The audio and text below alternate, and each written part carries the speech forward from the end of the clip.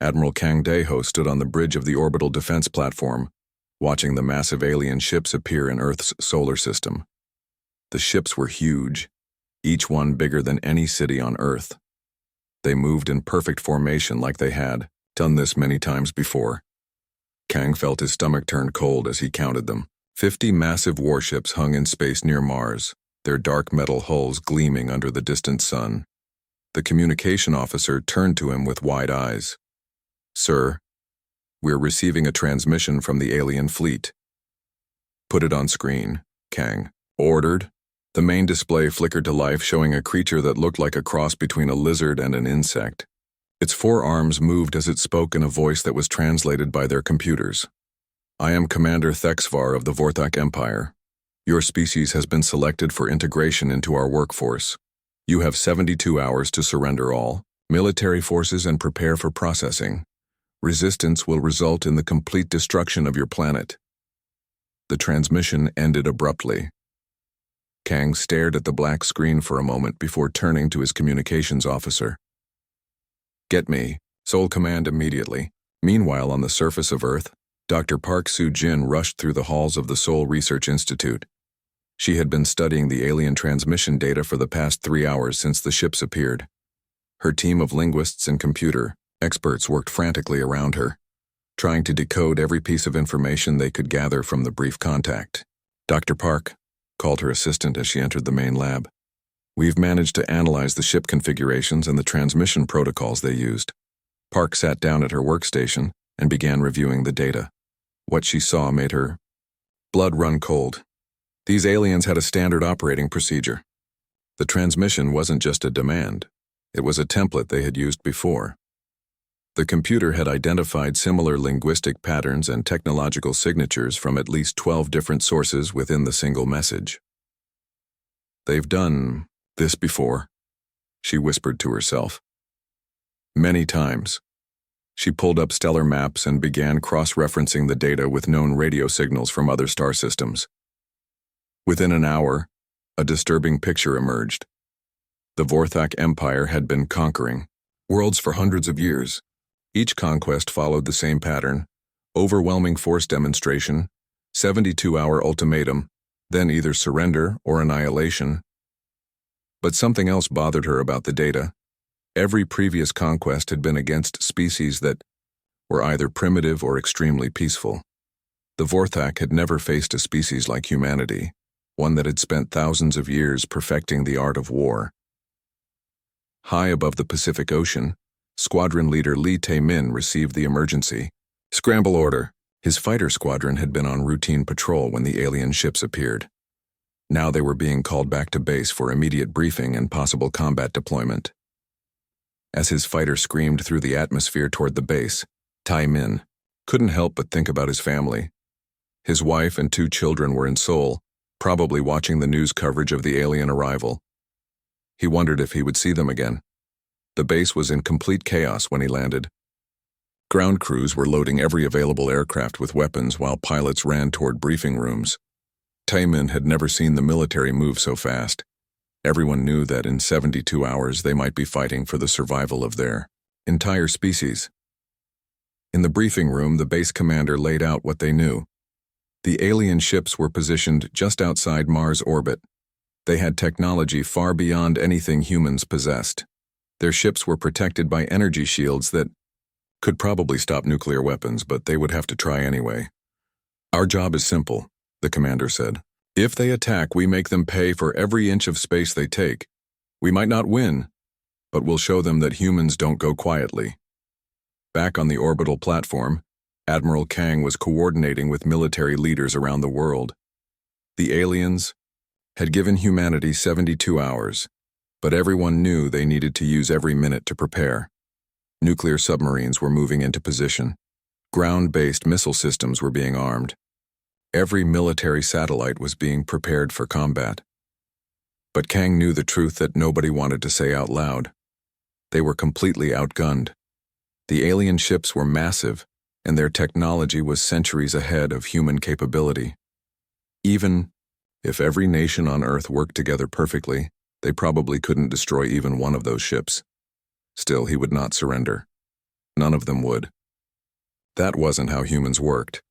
As the first day passed, the alien ships remained motionless near Mars. They seemed content to wait for humanity's response. But they also sent out smaller scout ships that began mapping Earth's defenses. These scouts moved too fast for human weapons to track and seemed to ignore all attempts at communication. Dr. Park continued analyzing the alien technology and made another disturbing discovery. The Vorthak Empire used enslaved species as their workforce. But they weren't just slaves. They were processed in some way that made them completely obedient. The few radio signals her team had intercepted from other conquered worlds suggested that entire civilizations had been turned into mindless workers. She presented her findings to the emergency session of world leaders. The room fell silent as she explained what fate awaited humanity if they surrendered. There would be no negotiation, no mercy, no chance for peaceful coexistence. The Vorthak would either enslave every human or kill them all. The decision was unanimous. Humanity would fight.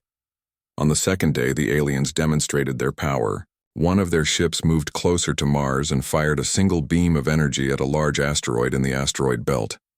The asteroid, which had been several kilometers wide, simply disappeared. Not destroyed, completely vaporized as if it had never existed. The message was clear. This was what would happen to Earth if humanity didn't surrender. But instead of breaking human resolve, the demonstration had the opposite effect. Military recruitment centers around the world were flooded with volunteers. Factory workers began volunteering for overtime shifts to produce more weapons. Scientists worked around the clock trying to find some weakness in the alien technology. Squadron leader Taman spent the second day running practice missions with his pilots. They practiced attack formations against targets much larger than anything they had ever faced before. The missions were nearly impossible, but his pilots flew them with grim determination. Admiral Kang watched the alien fleet through his telescopes and noticed something interesting. The ships stayed in perfect formation at all times. They moved together like a single organism. This suggested their command structure was very rigid and centralized. If humans could somehow disrupt their leadership, the entire fleet might be thrown into confusion. As the third day began, humanity made its final preparations. Every weapon on Earth was aimed at the sky. Every soldier was at his post. Every pilot was ready to fly into certain death if necessary. The aliens sent their final message. Your time has expired. Prepare for processing. Admiral Kang opened a communication channel to every military unit on Earth and in space. This is Admiral Kang to all human forces. Today we fight not just for our lives, but for our freedom. The aliens think we're weak because we're divided. They think we'll surrender because we fear death. They're about to learn how wrong they are. All units prepare for combat. Show them what humans do to those who threaten our families. The alien ships began moving toward Earth, their massive hulls glowing with energy as their weapons charged. In a few hours, the battle for humanity's survival would begin. The first Vorthak landing ships entered Earth's atmosphere like burning meteors. Commander Thexvar watched from his flagship as the invasion began according to plan. His intelligence report said humans were a divided species that spent most of their time fighting each other. They had primitive weapons and would surrender quickly once they saw the futility of resistance. He was about to learn how wrong his intelligence was. Colonel Kim Jae-sung crouched in the forest outside Seoul as the alien landing craft touched down in the clearing ahead. His Special Forces team had been waiting in position for 6 hours, completely hidden under camouflage netting that made them invisible to the alien sensors. The Vorthak had chosen this landing site because it was flat and open, perfect for deploying their troops quickly. They had no idea they were landing in a carefully prepared kill zone. Kim watched through his binoculars as the alien soldiers emerged from their ships. They were tall creatures with 4 arms and thick armor that covered their bodies. They moved in perfect formation, just like their ships. Their weapons looked advanced, but they held them casually, like they expected no real resistance. Kim smiled grimly and activated his radio. All teams, this is Panther Leader. Execute Alpha Strike. The forest exploded into violence. Hidden machine gun nests opened fire from 3 directions at once. Mortar rounds began falling among the alien troops. Snipers picked off officers and heavy weapon operators. Within seconds, the organized alien formation became chaos. The Vorthak had never faced an ambush before. In all their previous conquests, enemy forces had either fled or charged directly at them. They had no training for dealing with hidden enemies, who struck from multiple directions and then disappeared before they could respond. But Kim's team was just getting started. As the aliens tried to organize a response to the ambush, explosive charges buried around the landing site detonated. The charges had been placed weeks ago by engineers who knew exactly how to bring down the large trees surrounding the clearing. Massive tree trunks crashed down on the alien forces, crushing soldiers and blocking their escape routes. In the confusion, Kim's men emerged from their hiding spots with close-range weapons. They moved fast and struck hard, using the fallen trees as cover while they hunted the surviving aliens. The battle was over in 20 minutes. An entire alien landing force had been wiped out by 30 human soldiers. Similar scenes played out across the globe as the Vorthak invasion met unexpected resistance everywhere they landed. In the Pacific Ocean, Captain Yoon Sang-woo guided his nuclear submarine toward the alien fleet. The Vorthak ships hung in Earth's orbit like giant metal clouds, their shields glowing with energy. Every surface weapon on Earth had already tried to penetrate those shields without success. But Yoon had a different plan. His submarine was loaded with modified nuclear torpedoes that had been redesigned in the past 3 days. Human scientists had noticed something about the alien shields. They were designed to stop energy weapons and solid projectiles coming from outside the ship. But the shields seemed to have gaps at the bottom where they connected to the ship's hull. The torpedoes were programmed to travel up from Earth's oceans at maximum speed, then detonate just as they passed through the shield boundary. It was a desperate plan that might not work at all, but it was better than doing nothing. Fire tubes 1 through 6, Yoon ordered.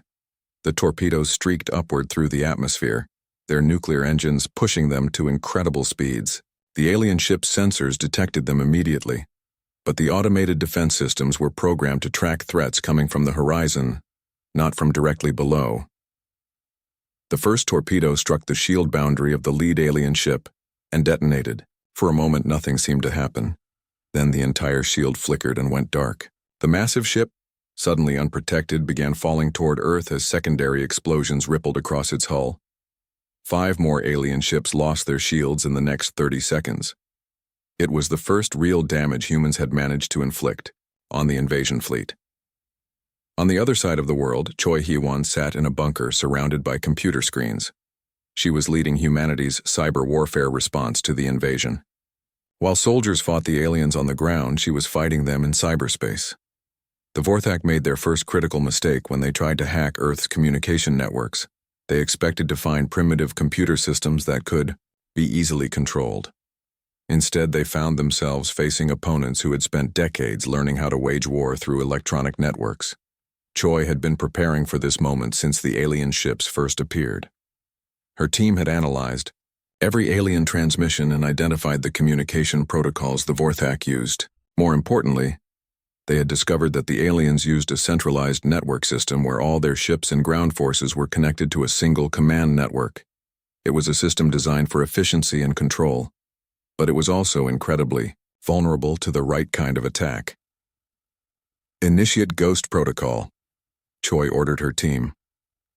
Across the bunker, dozens of hackers began launching coordinated attacks against the alien network, but these weren't simple attempts to break into their systems. Instead, Choi's team began feeding false information into the Vorthak command network. Suddenly, alien commanders began receiving reports that their own forces were attacking them. Landing ships were given wrong coordinates that sent them crashing into mountains. Ground troops received orders to retreat when they should advance and attack when they should withdraw. Within hours, the carefully coordinated alien invasion was falling apart as units stopped trusting their own command structure. Back in orbit, Commander Thexvar stared at his tactical displays in growing confusion and anger. His invasion was supposed to be finished by now. The humans should have surrendered after seeing the power of his fleet. Instead, his forces were taking heavy casualties and losing ground. Even worse, his own command network seemed to be malfunctioning. Reports coming in from his commanders made no sense. Some units claimed to be under attack by their own forces. Others reported being ordered to retreat from positions they had never been ordered to take. "Status report," he demanded from his communications officer. "Sir, we've lost contact with 30% of our landing forces. The shield generators on 6 of our ships have failed. Our communication network is experiencing massive interference." Thexvar couldn't understand what was happening. In 500 years of conquest, the Vorthak Empire had never faced resistance like this. Every other species had either surrendered immediately or been crushed within hours. But these humans seemed to be getting stronger as the battle continued. On Earth, the resistance was spreading. News of the successful attacks against the alien forces spread quickly through human communication networks. People who had been hiding in their homes began emerging to join the fight. Colonel Kim regrouped his forces and began planning attacks against the next wave of alien landing ships. Captain Yoon's submarine prepared another salvo of modified torpedoes. Choi's hackers continued their electronic warfare against the alien command systems. But the most important change was happening in the minds of ordinary humans around the world. They had seen that the aliens could be hurt. The invaders weren't. Invincible after all. And if they could be hurt, they could be beaten. The Vorthak had expected to face a frightened, divided species that would quickly submit to superior force. Instead, they found themselves fighting an enemy that got more dangerous with every passing hour. The aliens had made a critical error in judgment. They thought humans were weak because they fought among themselves. They didn't understand that. All those centuries of human warfare had created the most effective military species in the galaxy. Every human soldier knew how to adapt quickly to new threats. Every human commander understood how to turn enemy strengths into weaknesses. Every human fighter had grown up learning that the impossible was just another word for difficult. As the first day of the invasion ended, Commander Thexvar looked at his casualty reports and felt something he had never experienced before. For the first time in Vorthak history, an invasion was failing. The humans weren't just resisting, they were winning. Engineer Han Min-ho had not slept in 3 days. He stood in the weapons research facility staring at pieces of captured Vorthak technology scattered across his workbench. The alien equipment was more advanced than anything humans had ever built, but Han was beginning to understand how it worked. More importantly, he was learning how to break it. The breakthrough came when he realized that Vorthak neural systems operated on a specific electrical frequency. Their entire technology was designed around this frequency, from their communication systems to their weapon controls. It made their equipment incredibly efficient when working together. It also made it incredibly vulnerable to the right kind of interference. Han called his team over to the workbench where he had been modifying a standard human EMP device.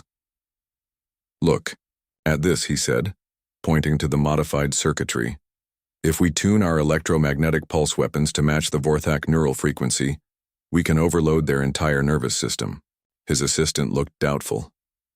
"Are you sure it will work?" "Only one way to find out," Han replied, connecting the device to a captured alien weapon. He activated the EMP generator and watched as the alien technology began sparking and smoking. But more interesting was what happened to the dead Vorthak soldier they had been studying. Even though the creature had been dead for hours, its body began convulsing as the electromagnetic pulse interfered with its neural pathways. Within 24 hours, Han's team had produced 50 prototype EMP weapons tuned specifically to disrupt Vorthak biology. They also developed armor-piercing rounds made from materials reverse-engineered from alien hull plating. The bullets were designed to punch through Vorthak armor and then fragment inside their bodies. But Han's greatest innovation was a hybrid weapon system that combined human and alien technology. He had figured out how to use Vorthak power cells to supercharge human weapons, creating handheld energy guns that were more powerful than anything either species had built alone. Meanwhile, in the occupied sections of Seoul, Jung Soo-young was proving that civilian resistance could be just as deadly as military action. She had been a schoolteacher before the invasion. Now she was leading a group of ordinary citizens in a war that the aliens had never imagined possible. The Vorthak expected conquered populations to be passive workers who would follow orders without question. They had never dealt with humans. Before, Jung's first major operation targeted an alien command post that had been set up in a shopping mall. The Vorthak had chosen the location because it was large and centrally located. They didn't realize that Jung knew every entrance, exit, and maintenance tunnel in the building. She spent 2 days watching the alien guards, learning their patrol schedules and identifying their weaknesses. The Vorthak were disciplined soldiers, but they had never learned to watch for threats from above and below simultaneously. On the night of the attack, Jung led 15 volunteers through the mall's service tunnels. They carried improvised explosives made from household chemicals and fertilizer. The aliens' advanced sensors could detect military explosives, but they weren't programmed to recognize threats made from cleaning supplies and garden materials. The attack began at exactly midnight when Jung's team planted their bombs throughout the building's support structure. But the explosives were just the beginning. As the alien guards rushed to investigate the explosions, they found themselves facing an enemy that seemed to be everywhere at once. Jung's people attacked from store windows, dropped from ceiling panels, and emerged from floor grates. They used hunting rifles, kitchen knives, and homemade weapons to kill alien soldiers who were equipped with advanced armor and energy weapons. The battle lasted 3 hours and ended with the complete destruction of the alien command post. More importantly, it showed other resistance groups around the world that civilians could fight back successfully against the invaders. High above the Pacific, Squadron Leader Baek Do-hyun was testing the first fighter aircraft equipped with Han's hybrid weapon systems. The modified aircraft looked like a standard human fighter, but its weapons were powered by captured Vorthak energy cells. Baek's target was an alien patrol ship that had been harassing human coastal cities for the past week. The Vorthak ship was much larger and better armored than his fighter, but Baek had advantages that the aliens didn't expect. He approached the target from directly below, using Earth's ocean as cover until the last possible moment. The alien ship's sensors were focused on scanning for threats from other spacecraft, not for tiny fighters emerging from planetary cover. When Baek finally broke the surface and climbed toward his target, he was less than 2 kilometers away from the alien ship. At that range, even Vorthak shields couldn't stop the concentrated firepower of his hybrid weapons. The alien ship's shields flared and collapsed under the assault. Baek's armor-piercing rounds punched through the hull and detonated inside the ship's main power core. The entire vessel exploded in a ball of green fire that lit up the night sky for hundreds of kilometers. But Baek wasn't finished. His squadron had been tracking 3 more alien patrol ships in the area. Using tactics developed through trial and error over the past month, they began hunting the remaining Vorthak vessels. The key was speed and unpredictability. Human fighters were much smaller and faster than alien ships. They could appear suddenly, strike hard, and disappear before the aliens could respond effectively. By dawn, Baek's squadron had destroyed all 4 alien patrol ships without losing a single fighter. It was a level of success that would have been impossible at the beginning of the war. Back on the alien flagship, Commander Thexvar was reading casualty reports that made no sense to him. His forces weren't just losing ground. They were losing the technological advantage that had made Vorthak conquest possible. Somehow, the humans had learned to modify his people's own weapons and use them more effectively than the Vorthak themselves. Even worse, human civilians were proving to be as dangerous as trained soldiers. "How is this possible?" he demanded from his science officer. "These creatures should be cowering in fear. Instead, they're using our own technology against us." The science officer had no answers. In all the records of Vorthak expansion, nothing like this had ever happened before. Previous conquest had followed predictable patterns: initial resistance, demonstration of superior force, then surrender and processing. But humans seemed to get stronger every time they faced Vorthak technology. They learned faster than any species the Vorthak had ever encountered. Worse yet, they seemed to enjoy the challenge of fighting a superior enemy. The turning point came during a major battle outside Tokyo. A full Vorthak division had landed to secure the city and begin processing its population. They expected to face scattered human military units using primitive weapons. Instead, they found themselves fighting an integrated force of regular soldiers, special operations teams, civilian volunteers, and resistance fighters, all equipped with hybrid human Vorthak weapons. The battle began at sunrise and lasted for 18 hours. By the end, the entire Vorthak division had been destroyed or captured. Human forces had suffered casualties, but they had also captured enough alien technology to equip 3 more divisions with advanced weapons.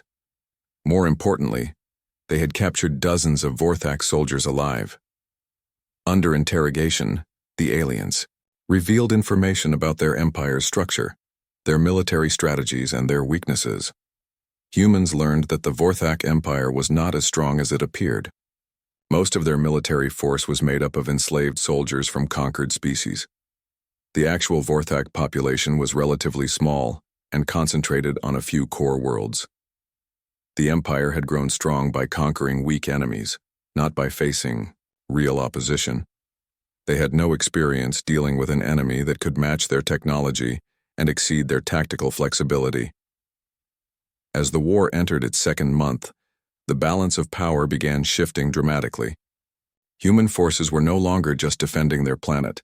They were preparing to take the fight to the enemy. Engineer Han's workshops were producing thousands of hybrid weapons every day. Jung's civilian resistance networks had spread to every occupied territory. Squadron leader Bayek's tactics were being copied by pilots around the world. But perhaps most importantly, humans were beginning to understand that they weren't fighting just for survival anymore. They were fighting to show the galaxy what happened to species that tried to enslave humanity. The Vorthak Empire had made the greatest mistake in their history. They had awakened a sleeping giant that was about to teach them the true meaning of warfare. Strategic Coordinator Lim Chang-min stood before the holographic display, showing the current state of the war. 6 months ago, alien ships had filled Earth's skies, and Vorthak soldiers had occupied major cities around the globe. Now the display showed something completely different. Human forces controlled 70% of Earth's surface. 3 alien motherships had been captured intact. Most importantly, human engineers had successfully reverse-engineered Vorthak faster than light technology. But Lim's greatest achievement wasn't technological, it was psychological. "Show me the broadcast network status," he ordered his communications officer. The display changed to show signal paths reaching across the galaxy. Using captured Vorthak communication equipment, humans had been broadcasting footage of their military victories directly into the alien empire's information networks. Every species enslaved by the Vorthak could now see videos of human soldiers destroying alien forces and liberating occupied territories. The effect had been immediate and dramatic. Slave revolts had broken out on 17 different worlds. The Vorthak Empire was facing internal rebellion on a scale they had never imagined possible. "Sir, we're receiving reports from our deep space monitoring stations," the communications officer announced. "Vorthak reinforcement fleets are turning back. They're being recalled to deal with uprisings in their core territories." Lim smiled grimly. This had been his plan from the beginning. The Vorthak Empire was built on fear and overwhelming force. Once that fear was broken, the entire structure would collapse from within. But the most effective weapon in humanity's psychological warfare arsenal wasn't technology at all. It was Ojane, a former diplomat who had become humanity's expert in breaking alien morale. O had spent months studying captured Vorthak soldiers and learning everything about their culture and psychology. She discovered that the aliens had a rigid hierarchical society where individual initiative was discouraged. Vorthak soldiers were trained to follow orders without question and to depend completely on their commanders for guidance. This made them incredibly effective when their command structure was intact, but it also made them helpless when that structure was disrupted. O's first major operation targeted the Vorthak command hierarchy directly. Using intelligence gathered from captured soldiers, her teams identified and eliminated key commanders throughout the alien forces. But they didn't just kill them. They made sure the deaths were visible and dramatic. Vorthak officers began disappearing during routine inspections. Others were found dead in their supposedly secure command bunkers. Some died in explosions that destroyed entire command posts, while others simply vanished without a trace. The psychological effect on the remaining Vorthak forces was devastating. Without their rigid command structure, alien soldiers began making critical mistakes. Some units retreated when they should have advanced. Others attacked their own allies after receiving contradictory orders from different sources. But O's most effective weapon was information warfare. She had learned that Vorthak society was built around the belief that their empire was invincible. Individual aliens had never been told that their forces could be defeated by primitive species. Using captured communication equipment, O began broadcasting messages directly to Vorthak soldiers. The messages included footage of human victories, interviews with captured Vorthak officers who admitted their forces were losing, and detailed explanations of how human technology was superior to their own. Within weeks, mass desertions began, occurring throughout the alien forces. Entire units surrendered rather than continue fighting an enemy they had been told was impossible to defeat. Meanwhile, Marine Commander Ryu Hyun-suk was perfecting the art of close-quarters combat in zero gravity. His specialized units had been training for months to board and capture alien spacecraft. The techniques they developed were unlike anything in military history. Ryu's breakthrough came when he realized that Vorthak ships were designed for creatures with 4 arms who moved in predictable patterns. The internal corridors and compartments were built around alien physiology and movement patterns. But humans moved differently. They could crawl through spaces that aliens couldn't access. They could use walls and ceilings as cover in ways that confused Vorthak defenders. Most importantly, humans could adapt their fighting style to any environment while the aliens were locked into rigid tactical procedures. The first major boarding action took place against a damaged Vorthak cruiser that had been trying to retreat from Earth orbit. Ryu's Marines approached the ship using modified escape pods that were too small for alien sensors to detect as threats. Once they reached the enemy ship, the Marines cut through the hull using handheld plasma torches, reverse-engineered from Vorthak technology. They entered the ship through maintenance hatches and cargo bays, avoiding the main corridors where the aliens expected them to appear.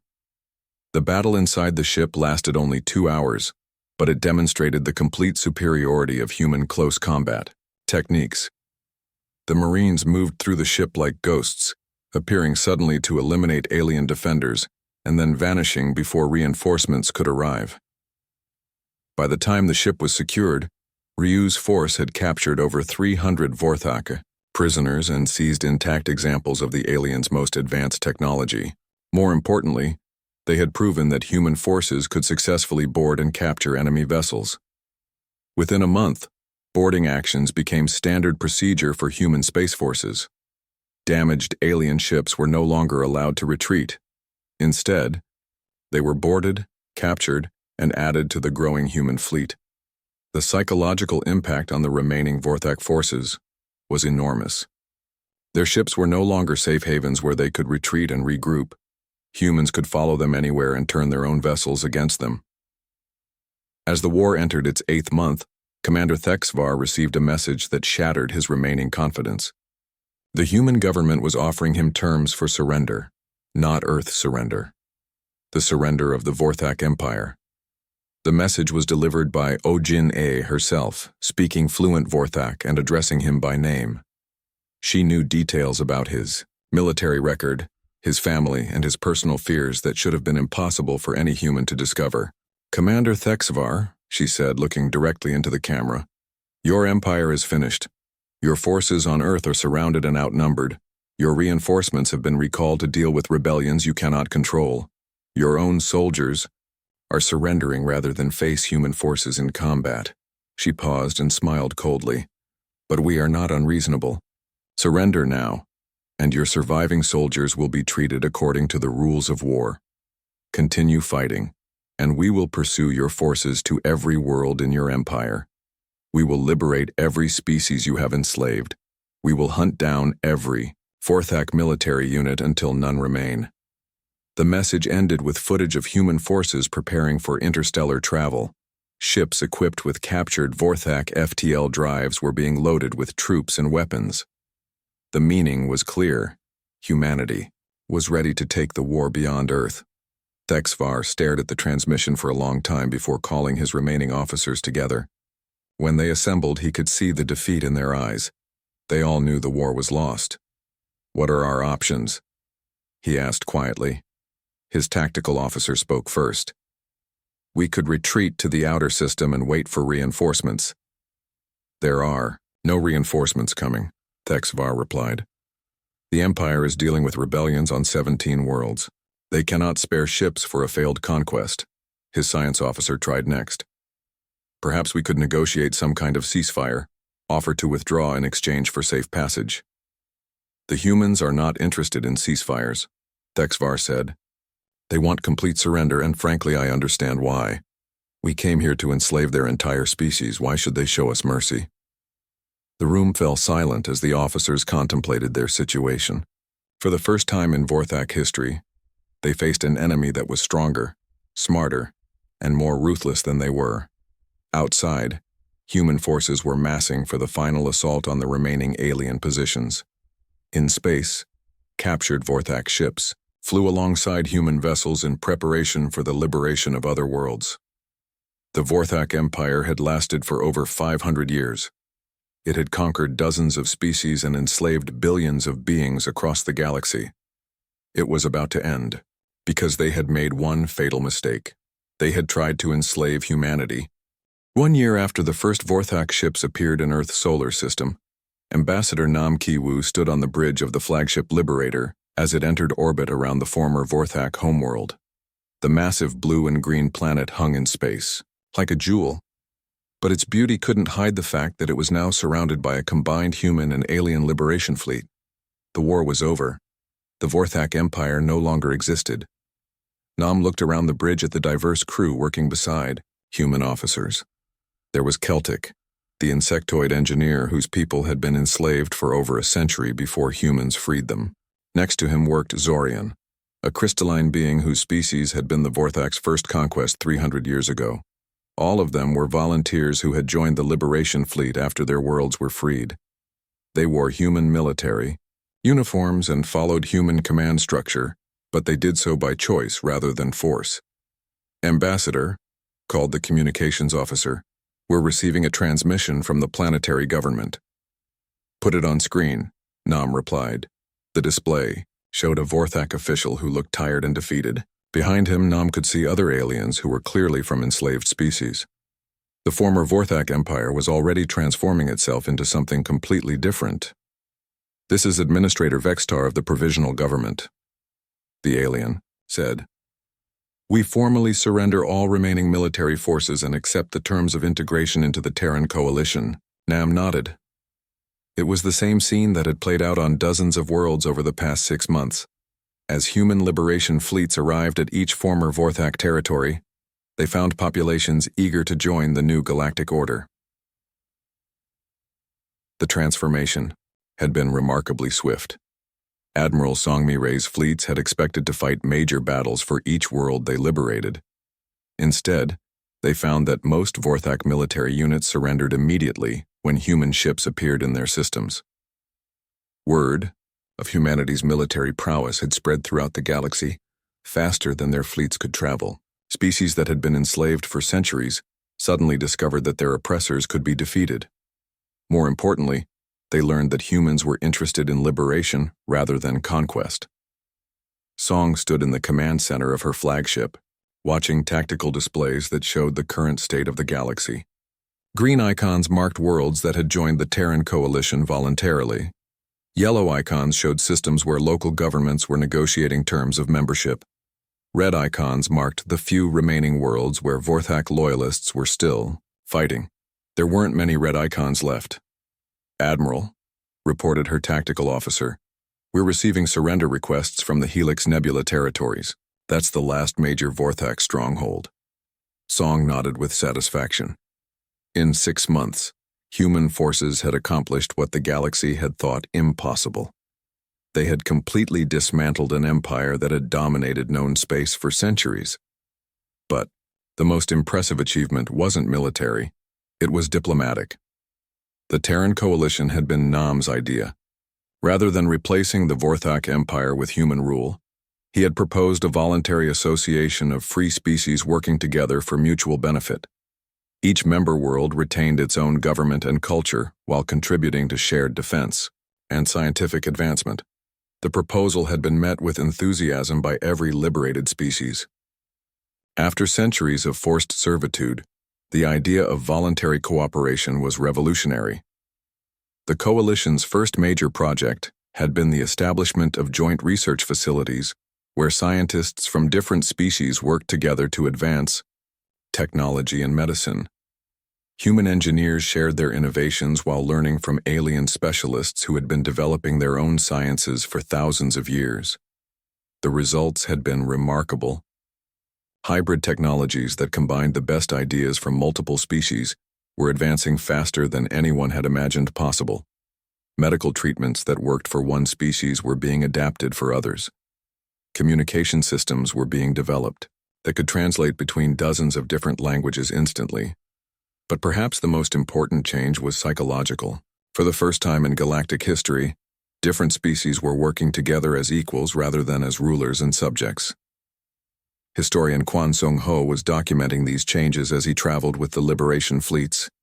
His job was to record humanity's transition from a single-planet species to the leaders of a galactic coalition. As he reviewed his notes in his cabin aboard the research vessel Discovery, Quan reflected on how quickly everything had changed. A year ago, humans had never seen an alien. Now they were leading a coalition of 47 different species across hundreds of star systems. The transformation hadn't been without challenges. Some human military leaders had argued for establishing direct human rule over liberated territories. A few alien species had initially been suspicious of human intentions, wondering if they were simply trading one set of masters for another. But those concerns had faded as humans proved their commitment to genuine liberation. When offered tribute or resources from grateful populations, human administrators had refused them. When invited to establish permanent military bases on alien worlds, they had declined unless specifically requested for mutual defense purposes. The message was clear. Humans were interested in partnership, not domination. Quan's research had revealed an interesting pattern in humanity's approach to galactic leadership. Unlike the Vorthak, who had imposed uniform systems on all conquered worlds, humans encouraged diversity and local autonomy. They seemed to understand intuitively that strength came from combining different approaches rather than forcing conformity. This philosophy extended to military organization as well. Admiral Song's fleets included ships designed by a dozen different species, each contributing their own technological specialties. Human vessels provided the tactical coordination and heavy weapons. Celtic ships offered superior sensors and stealth capabilities. Zorian vessels contributed advanced shield technology and defensive systems. The result was a combined fleet that was far more capable than any single species could have created alone. But the real test of the new order came when the coalition encountered its first external threat. A species called the hegemony had been expanding toward former Vorthak territory, expecting to find easy conquests among the newly liberated worlds. Instead, they found themselves facing the combined military might of the entire Terran coalition. The confrontation was brief but decisive. Hegemony forces that had been expecting to fight scattered, weakened survivors instead encountered a unified fleet equipped with the most advanced technology in the galaxy. The hegemony withdrew after a single engagement, but not before sending a message that spread throughout known space. The galaxy had a new dominant power, and it was unlike anything that had existed before. As Quan completed his historical analysis, he identified the key factors that had made human leadership successful. Where the Vorthak Empire had failed, humans had won the war not just through superior military tactics, but through their ability to inspire others to fight for freedom rather than forcing them to fight through fear. The Vorthak had built their empire by conquering the weak and enslaving them. Humans had built their coalition by liberating the oppressed and empowering them. The difference in approach had created completely different results. The Vorthak Empire had been fragile because it depended on constant force to maintain control. The Terran coalition was strong because its members chose to participate willingly. 1 year after the invasion began, Ambassador Nam stood before the coalition assembly on the newly established capital world of New Geneva. Representatives from 47 species filled the Great Hall, each wearing their own traditional clothing and speaking in their own languages while universal translators made communication possible. 1 year ago, Nam began, the Vorthak Empire tried to enslave humanity. They believed that superior technology and overwhelming force would make us submit to their will. They were wrong. The assembly listened in respectful silence as Nam continued. But we did not defeat them through strength alone. We won because we offered something the galaxy had never seen before: the possibility of genuine freedom and cooperation between different species. He gestured toward the diverse audience before him. Today, we are no longer separate species competing for resources and territory. We are partners working together to build a better future for all our peoples. The response was thunderous applause from dozens of different species, each showing approval in their own way. Some clapped with multiple hands, others made harmonic sounds, and a few expressed enthusiasm through changes in color or posture. As the assembly continued its work establishing laws and procedures for the new galactic order, Nam reflected on how completely the situation had changed. A year ago, humans had been a single isolated species facing extinction. Now they were the acknowledged leaders of the most powerful and diverse alliance in galactic history. But perhaps the most important change was that they had proven something to the galaxy that had never been proven before. It was possible for different species to work together as equals. It was possible to build power through cooperation rather than conquest. The Vorthak had learned too late that enslaving humanity was a fatal mistake.